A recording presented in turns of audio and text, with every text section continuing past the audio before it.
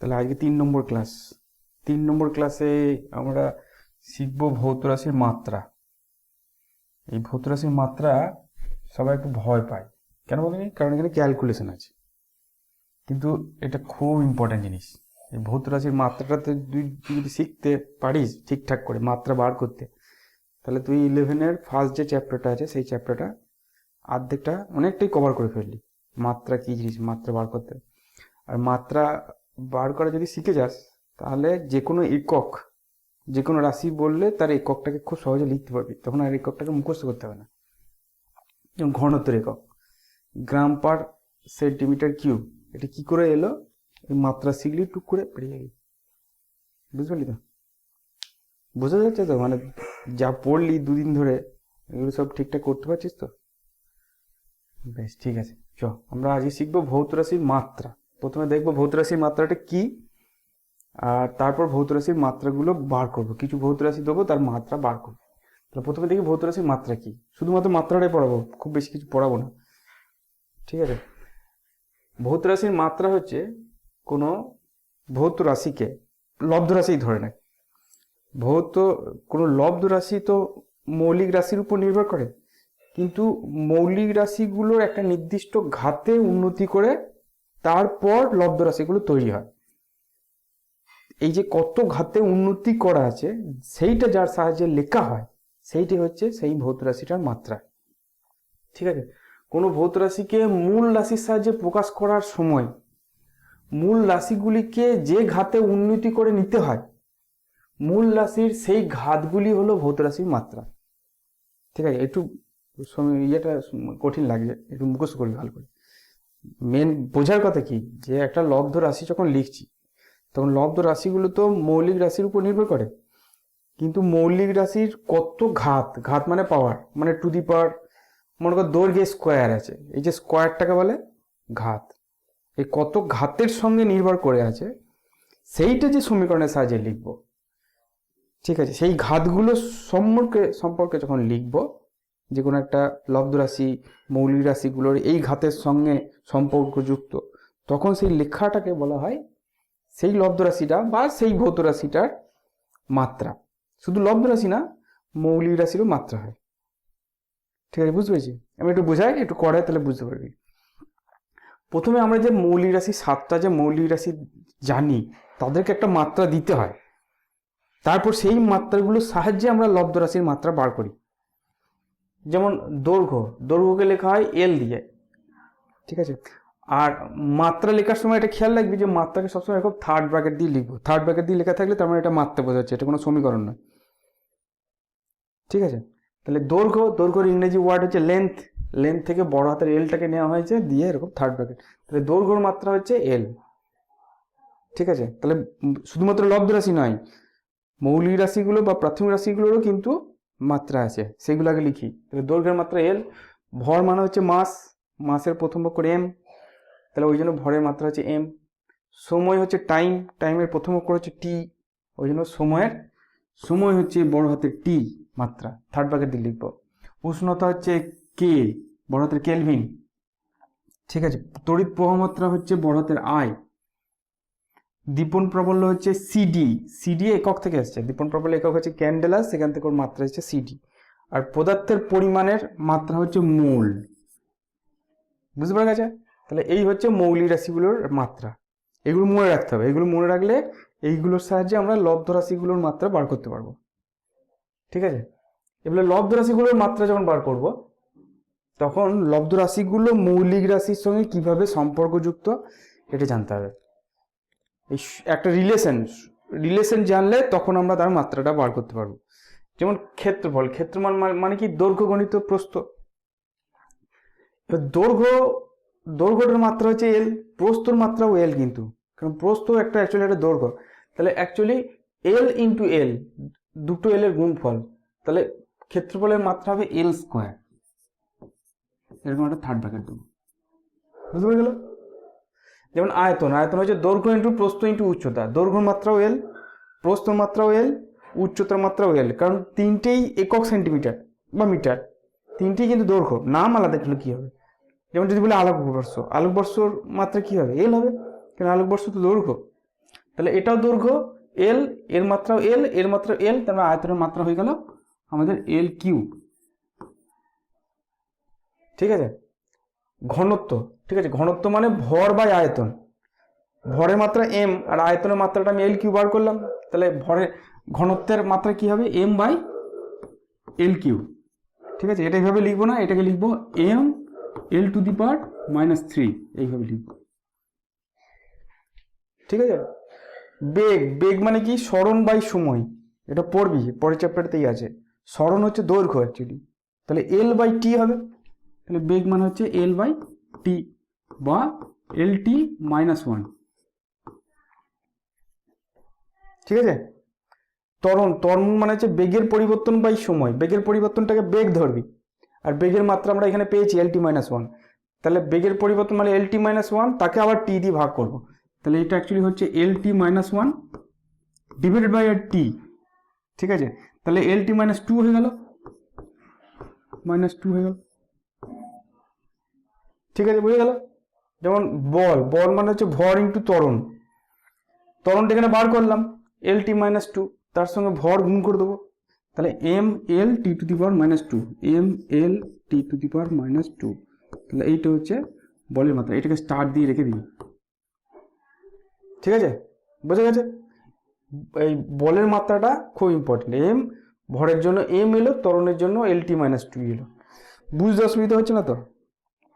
ঠিক আছে, সমীকরণটা জানতে হবে, সমীকরণটা এখন লিখে দেবো, এখন বলে দেবো, কিন্তু তোদের মাত্রাটাকে নিজে নিজে বার করতে হবে। কার্য, কার্য মানে হচ্ছে বল ইন্টু সরণ, নিজে বার কর। বলের মাত্রা আমরা এখান থেকে পেয়ে গেছি, আর সরণের মাত্রা হচ্ছে দৈর্ঘ্য, সরণ তো দৈর্ঘ্য মানে এল, তাহলে বলের সঙ্গে আমি আর একটা এল গুণ করব, তাহলে সমীকরণ বলের কার্যের মাত্রা কি হবে M L square T to the power -2, বলের যা ছিল তার সঙ্গে সরণ একটা এল গুণ করে দিলাম, তাহলে M L square T to the power -2। চাপ, চাপ মানে বল বাই ক্ষেত্রফল, বলের মাত্রা আমরা জানি M L T to the power -2, তার সঙ্গে ক্ষেত্রফলের মাত্রা এল স্কোয়ার ভাগ করব। ঠিক আছে, দেখ M L T to the power -2 এর সঙ্গে এল স্কোয়ার যখন ভাগ করব একটা এল কেটে যাবে। ঠিক আছে, করব কোথায় করব, এইখানেই করি মনে কর। আচ্ছা, এইটা হচ্ছে বল, বল হচ্ছে M L T to the power -2, তাকে আমি এল স্কোয়ার দিয়ে ভাগ করব, তাহলে একটা এল কেটে গেল, একটা এল কেটে গেল, তাহলে কি হবে মাত্রা M L to the power -1 T to the power -2। দাঁড়া, এটা -2 হবে। ঠিক আছে, এটা -2, তাহলে এইটা হচ্ছে আমাদের কিসের চাপের মাত্রা। ঠিক আছে, এরপর ক্ষমতা, ক্ষমতা মানে কার্য বাই সময়, কার্য বার করেছি, কার্যের মাত্রা বার করেছি M L square T to the power -2, তাকে আবার সময় দিয়ে ভাগ করব, তাহলে আবার যদি এটাকে সময় দিয়ে ভাগ করি তাহলে কি হবে M L square T to the power -3। ঠিক আছে, -2 তো ছিল, আবার টি দিয়ে ভাগ করছি, তাহলে এই -2টা -3 হয়ে যাবে আরেকটা টি দিয়ে ভাগ করলে, মাইনাস মানে তো ভাগ। ভরবেগ মানে হচ্ছে ভর ইন্টু বেগ, ভরের মাত্রা হচ্ছে এম আর বেগের মাত্রা কি এখানে পেয়েছি, দেখ বেগের মাত্রা হচ্ছে এল টি -1, তাহলে ভরবেগের মাত্রা হয়ে যাবে M L T to the power -1। ঠিক আছে, বলের ঘাত, বলের ঘাত মানে হচ্ছে বল ইন্টু সময়, তাহলে বল যা পেয়েছি তাকে সময় দিয়ে গুণ করে দেবো। বল কি পেয়েছি, বল হচ্ছে M L T to the power -2, তাকে আমরা যদি টি দিয়ে গুণ করি একটা টি কমে যাবে।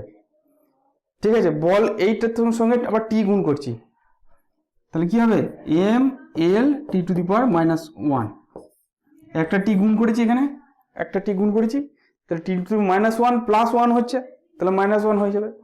তো একটা জিনিস দেখ, বলের ঘাত আর ভরবেগ এই দুটোরই কিন্তু মাত্রা সেম। তাহলে তোকে যদি জিজ্ঞেস করে, কখনো যদি জিজ্ঞেস করে যে এমন দুটো রাশি বলো যাদের মাত্রা একই, তাহলে সেটা হবে ভরবেগ আর বলের ঘাত, এই দুটোর মাত্রা কিন্তু একই।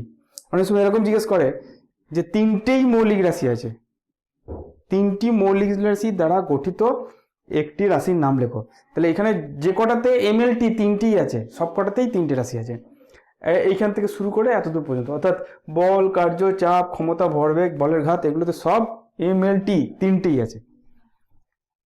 ঠিক আছে, শুধু এল আর টি আছে বেগে, ত্বরণেও আছে এল আর টি, ঠিক আছে, এম আর এল আছে ঘনত্বের মধ্যে, এরকম কোশ্চেন জিজ্ঞেস করতে পারে। ঠিক আছে, তাহলে বুঝতে পারলি তো?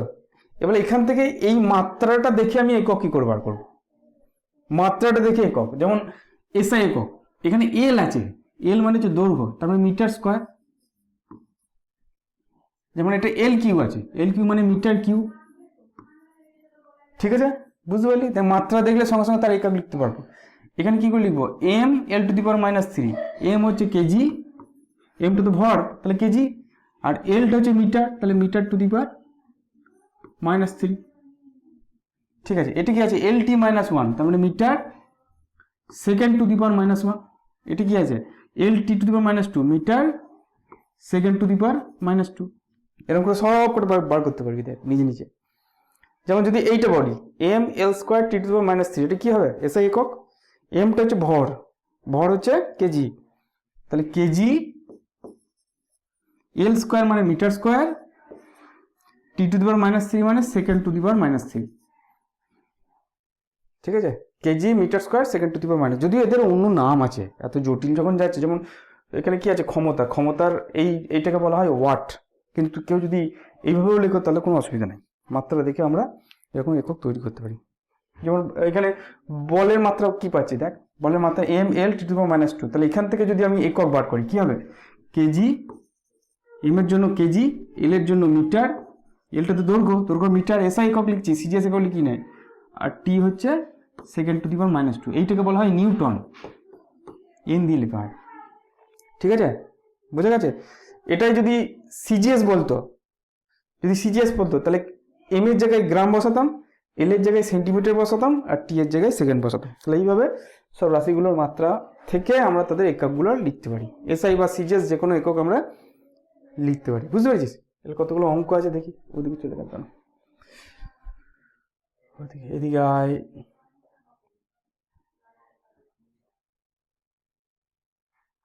ওদিকে কেন চলে গেল, হ্যাঁ এদিকে এসছে। ঠিক আছে, দেখ অঙ্কগুলো বোঝার চেষ্টা কর। বলছি ই ইজিক্যাল টু এমসি স্কোয়ার সমীকরণটির মাত্রীয় সংকেতের সাহায্যে যাচাই করো। একটা জিনিস মনে রাখবি, যে কোনো একটা সমীকরণ যখন লিখছি তখন সমীকরণের বাঁ দিক আর ডান দিকের মাত্রা একই হবে। ঠিক আছে, মনে কর এরকম একটা সমীকরণ লিখেছি, X is equal to Y plus Z, এরকম একটা সমীকরণ লিখেছি। তাহলে মনে রাখবি এক্স এর যা মাত্রা ওয়াই এরও তাই মাত্রা হবে, জেড এরও তাই মাত্রা হবে। এটা কেন হবে, কেন হবে? মনে কর আমি 3 কেজি চাল আর 6 কেজি চিনি কিনলাম, এই দুটোকে যোগ করতে পারবো, দুটোকে মিশিয়ে দিলাম চাল আর চিনি, 6 আর 3 9 কেজি হয়ে গেল। একক কি আসছে, একক একই আসছে, একক একই আসে মানে মাত্রা একই আসা। কিন্তু আমি 3 কেজি চাল এর সঙ্গে 6 ঘন্টা যোগ করতে পারবো, সম্ভব নয়। তার মানে আলাদা রাশিকে কখনো যোগ বিয়োগ করা যায় না, এবং সেটা যোগ বিয়োগ করে কি পাবো, আমি কিছুই পাবো না। গুণ ভাগ করতে পারবি কিন্তু যোগ বিয়োগ করতে পারবো না। তাহলে যখন দুটো রাশি যোগ হয়ে আছে তার মানে তাদের মাত্রা একই, মানে একক একই, মাত্রা এক মানে একক এক, এবং সেটা যোগ করার পর যেটা পাওয়া যাচ্ছে তারও কিন্তু মাত্রা একই হতে হবে, বা সেই রাশিটার এককও কিন্তু একই হতে হবে। বুঝতে পেরেছিস? তার মানে এখানে আমাকে যেটা দিয়েছে, এখানে ই এর যা মাত্রা এম সি স্কোয়ার মাত্রা সেম হবে। ঠিক আছে তো, ই এর যা মাত্রা এম সি স্কোয়ারের মাত্রা সেম হবে। এবারে ই এর মাত্রা কি, ই হচ্ছে কার্য, ই হচ্ছে কার্য, কার্য মানে হচ্ছে বল গণিত সরণ, বলের মাত্রাটা মনে রাখবি সবসময়। তো বল হচ্ছে M L T to the power -2, আর সরণ হচ্ছে এল, তার মানে বলের মাত্রা হয়ে গেল এম এল, কার্যের মাত্রা হয়ে গেল, শক্তির মাত্রা হয়ে গেল M L square T to the power -2। ঠিক আছে, বুঝতে পারলি? এটা হচ্ছে শক্তি, শক্তি মানে হচ্ছে কার্য, অ্যাকচুয়ালি শক্তি মানে বল ইন্টু সরণ। বলের মাত্রা হচ্ছে M L T to the power -2, সরণ মানে হচ্ছে এল, তার মানে M L square T to the power -2। এটা হচ্ছে শক্তির মাত্রা। এম সি স্কোয়ারের মাত্রা কি হবে, এম সি স্কোয়ারের মাত্রা, সিটা হচ্ছে আলোর বেগ। ঠিক আছে, তাহলে এমটার মাত্রা হচ্ছে এম, ভর তো, সি হচ্ছে বেগ, বেগের মাত্রা হচ্ছে এল টি -1 তার স্কোয়ার, তার মানে কি হয়ে গেল M L square T to the power -2। মিলছে মাত্রা, এই মাত্রা আর এই মাত্রা সেম, অর্থাৎ সমীকরণটা মাত্রার দিক দিয়ে সঠিক আছে।